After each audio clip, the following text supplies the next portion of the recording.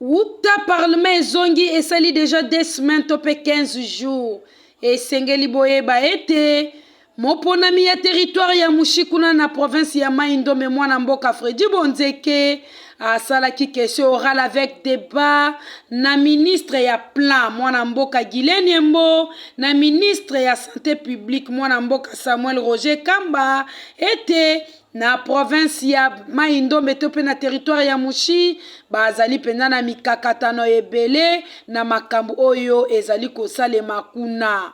Esengeli boyeba ete moponami ya territoire ya Mushi Fredi Bonzeke esalaki epasi na motema utaki na vacances parlementaires akutanaki na mikakatano ebele na kati ya territoire na ye wapepai baponami na ye bazali konyokwama. Yango wana moponami ya Mushi mwana mboka Fredi Bonzeke asengi na mokambi ya Assemblée nationale mwana mboka Vital Kamerhe ete esengeli ba aligner question orale avec débat oyo pour être territoire ya Mushi et bénéficier pe lokola ba territoire misusu na boye. Mwana mboka Fredi Bonzeke akutanaki na bapanzi sango asololaki na bango pona koloba ete na boye bolanda ye ndenge asololaki na bango.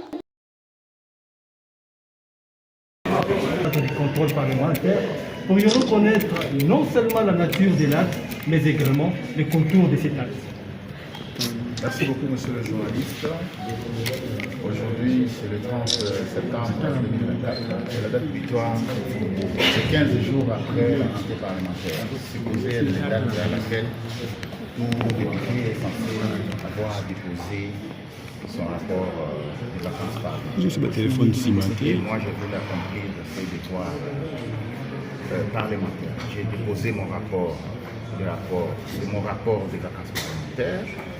Et j'en ai profité pour déposer 2 questions orales avec débat, adressées respectivement au vice-premier ministre, au ministre du Plan et de la coordination de l'aide au développement, en rapport avec l'exécution de 145 territoires, du programme de développement local de 145 territoires, et au ministre de la Santé publique, Hygiène et Prévoyance sociale, en rapport avec la gratuité de l'accouchement et des soins au niveau du pays.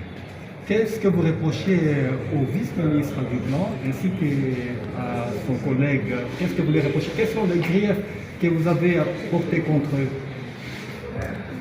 Bon, il ne s'agit pas tellement de griefs. Il ne faut pas parler en termes de griefs parce qu'on n'est pas ici dans un tribunal. C'est une pratique parlementaire. C'est que dans ma circonscription électorale, où j'étais, dans la circonscription électorale de Mushi, j'ai pu remarquer que le programme de 145 territoires n'est pas effectif.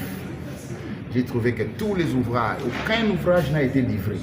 Tout est inachevé, tout est aux arrêts, tout est en arrêt. Et donc, il y a de quoi poser la question pour savoir quelle en est l'explication. Quelle en est l'explication? Et en ce qui concerne la gratuité de maternité, là aussi, c'est un programme ambitieux que le chef de l'État a dû initier, mais sur le terrain, il n'y a pas de fait. Il n'y a pas de fait. Et nous voulons que ce programme puisse avoir des faits. Puisse impacter la vie sociale de nos populations. Pendant les vacances parlementaires, vous avez entendu beaucoup de doléances de vos électeurs. Vous les avez résumées dans un rapport aujourd'hui. Quels sont les problèmes saillants que vous ressortez dans votre rapport et que vous souhaiteriez que le budget 2025 prenne en charge? C'est de l'ordre normal des choses. C'est beaucoup de problèmes. C'est beaucoup de problèmes. Les députés qui vont en vacances parlementaires veillent au fonctionnement de l'État dans sa circonscription électorale. Il va sans dire que les problèmes des routes, il va sans dire que les agents et fonctionnaires de l'État sont en train de travailler dans de très mauvaises conditions. Ils n'ont pas de bâtiments, ils n'ont pas de bureaux, ils n'ont pas d'équipement, les salaires sont irréguliers et tout ça. Et les routes, les moyens de transport et tout ça sont autant de problèmes. Autant de problèmes.